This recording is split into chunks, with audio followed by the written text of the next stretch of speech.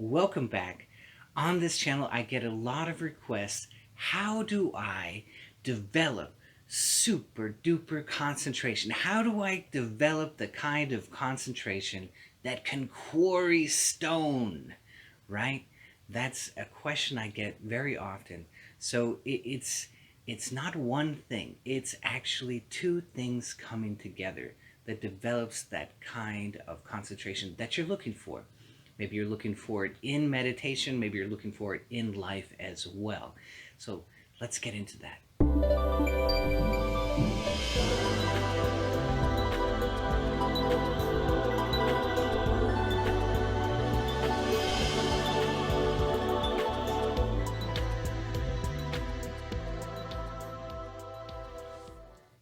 So one of the great famous stories is of Bodhidharma, who was a wandering monastic, and he would go from one group of Buddhist monks to another. He would travel around, and he's very famous for showing them some calisthenic regimens because they weren't being active enough, and so he wanted to help them get up and get moving. And very famously, these calisthenics later became forms of self-defense or martial arts or the Shaolin martial arts. Very wonderful stories. And one of the things that he's very famous for is he sat in a cave and there's a very large stone in front of him. And as the story goes, he just stared at that stone forever. And it began to quarry the stone. A hole developed in the stone, which is, of course, a metaphor for the spiritual eye. It didn't really happen that way. It was something that was happening internally. But it's a great story, wonderful story. So the spiritual eye that seems so impenetrable eventually becomes soft and opens up, and there's a cave that creates there from your concentration. That's what that story is really all about. And so we get this wonderful saying, the kind of concentration that can quarry stone. So that's where that comes from. It comes from that story beautifully. And so, as I was saying, it's not one thing. It's actually two things which are coming together. So to explain that, I want to tell you a story. I was practicing martial arts. It was Aikibudo. And I was to attack my sensei with a knife so he could, he could defend himself and teach me this defense. And as he was doing that, he deflected my arm and the knife flew out of my hand. It must have flown across the whole dojo. It was about 15 feet. It flew out. And I thought it was kind of funny. And my sensei was very upset with me. And I thought, oh no, oh my God, what's going on? And he goes, you can't do that. And I'm like, but you hit my arm, and what am I supposed to do? He says, you're supposed to develop a grasp that never loses the knife, never. I'm like, how can I do such a thing when you're I don't know, you have to do it. And it really stuck with me. And plus, he says, you just can't do that. What if it was a live knife? What if it was a real knife and you let it fly and it hit somebody and it hurt them? And oh no, I wasn't thinking of that. He says, you have to develop a kind of grasp that never loses the knife. And so I really took that to heart, and I was mortified to think that a flying knife could hurt somebody in the dojo. And so I really worked hard on it. I really developed it. And then a few months later, we had a guest come in, and my sensei threw me from one side of the room to the other and back and forth, and I took some really hard falls, and I never once lost the knife. And the guest kind of saw that, and he goes, he never loses the knife. What's going on? And he says, oh yeah. My sensei goes, oh yeah, I drilled that into him. And it's true, he had. The kind of grasp that I developed had to be firm and yet very flexible. So it had to be hard and yet soft. And so those are opposites, right? So how do you do something like that? Well, the Tai Chi community has this wonderful word, sticky. And that's the kind of grasp that I had developed. It was a kind of sticky grasp that no matter what happened to the rest of my body, I would not lose that knife. It was stuck on me. And that's the same kind of principle that we need to use in meditation. We have to be firm and yet we have to be soft.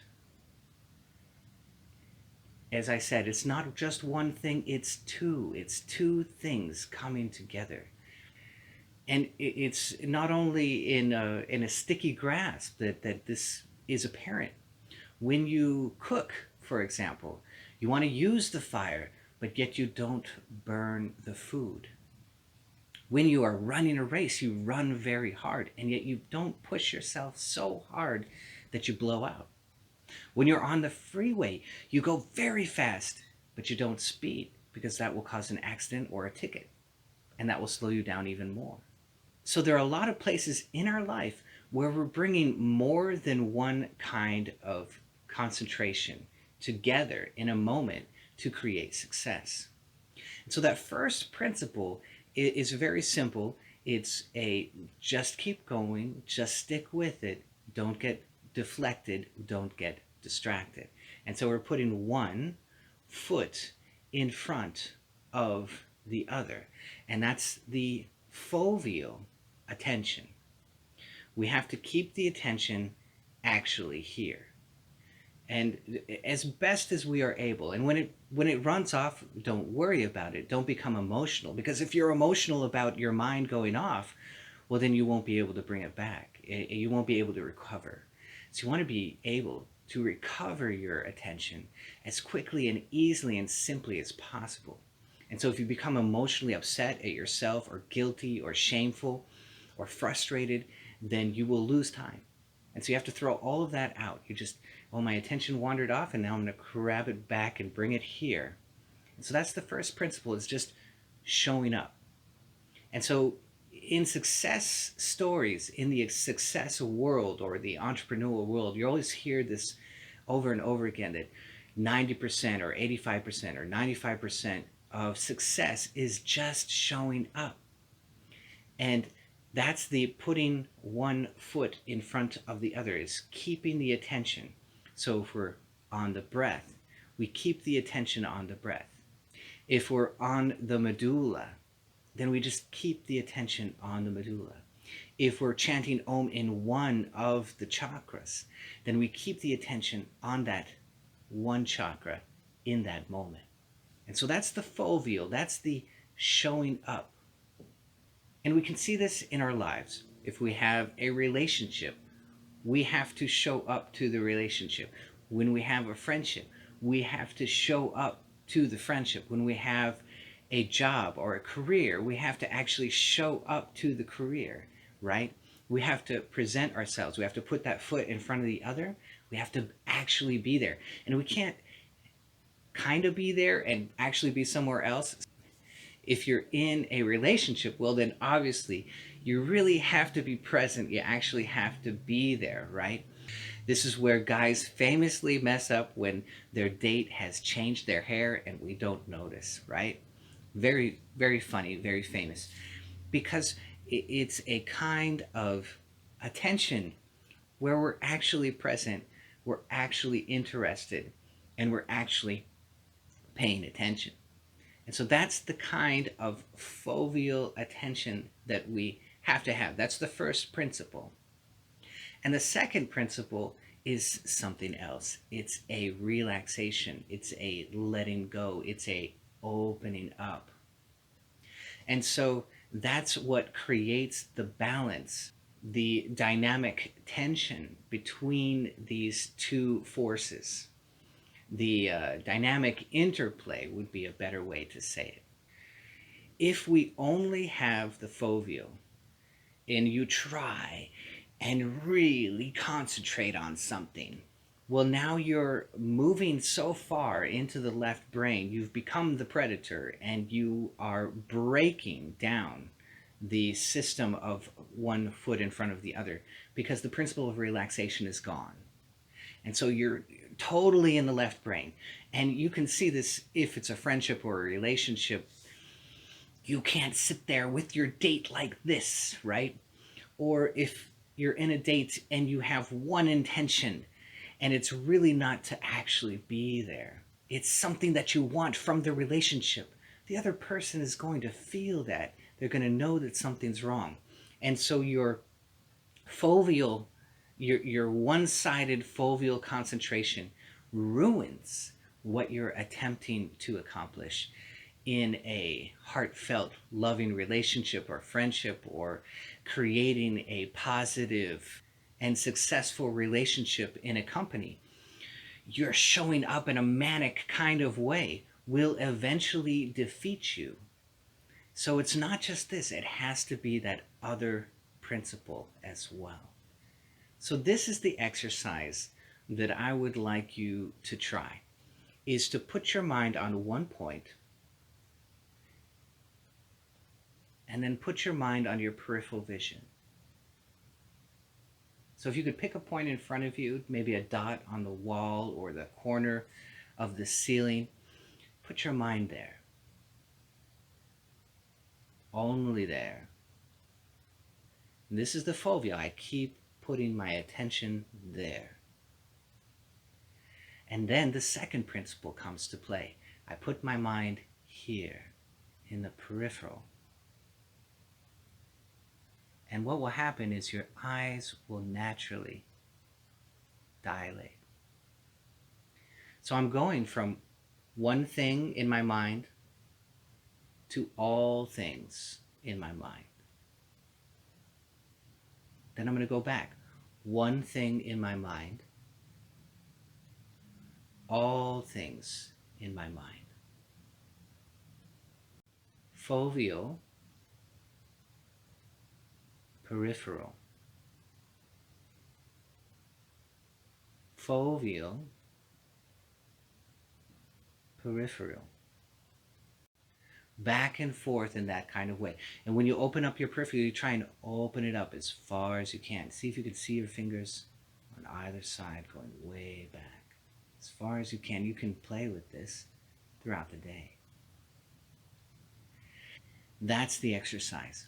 So if you can get into heart rate variability, get deep into heart rate variability, look into the spiritual eye and practice those two principles, foveal, peripheral. Back and forth, slowly, in a relaxed manner, easily and effortlessly. Go back and forth. See what it does to you. See what it does to your mind. And this is the psychology of little gains. So we don't look for the whole. I'm going to grab it all and take it to mine. We need the psychology of little gains. We're going to hold it and open up and see what little gain we get. What happens to the four proofs as I do that? What happens to the feeling of my mind as I do that? I like the story of a glass of muddy water. So if you go out and you get some dirt and put it in a glass of water and mix it up really well and put it in your kitchen, just let it sit there and just watch as the water, which is it should look like mud when you start. And you'll see that that mud slowly settles. It begins to clear. So your mind becomes more and more clear. And then individual specks show up. And when we're concentrating on something, when we're in meditation, we'll notice, oh my God, my mind went off and I thought about one thing that's in my life that I'm interested in. I've been thinking about it for 5 or 10 minutes. Oh no, my meditation is shot. I totally messed up. That's actually the little specks, the individual specks of dirt. And it's actually an improvement in your concentration that you kept up with one thought, only one thought, for some time. And that's a deeper state than your mind being pure mud. And so you see those individual specks, and then even they fall.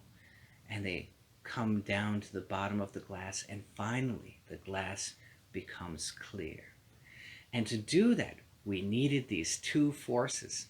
We had to keep sticking with it, that foveal point of view, one foot in front of the other, and yet we had to relax and let go. And that is the kind of concentration, whether you're investigating something that you're interested in your life, whether you are pursuing a career or a line of work, Whether you are pursuing a relationship with somebody, the same principles apply. If it's a friendship that you want to keep because you love it, it's the same principle. We have to put our feet in front of the other and yet relax, be open and easy.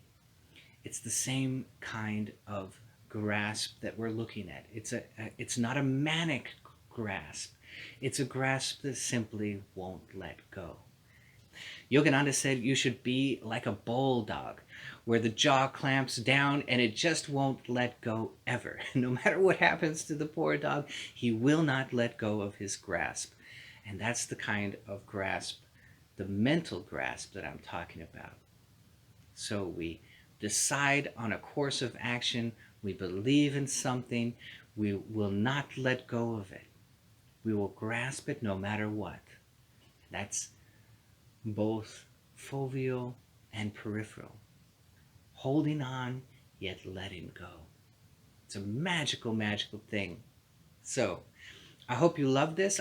I hope it was clarifying and informative. If it was, be sure to hit that bell down below so I can see all of you next time.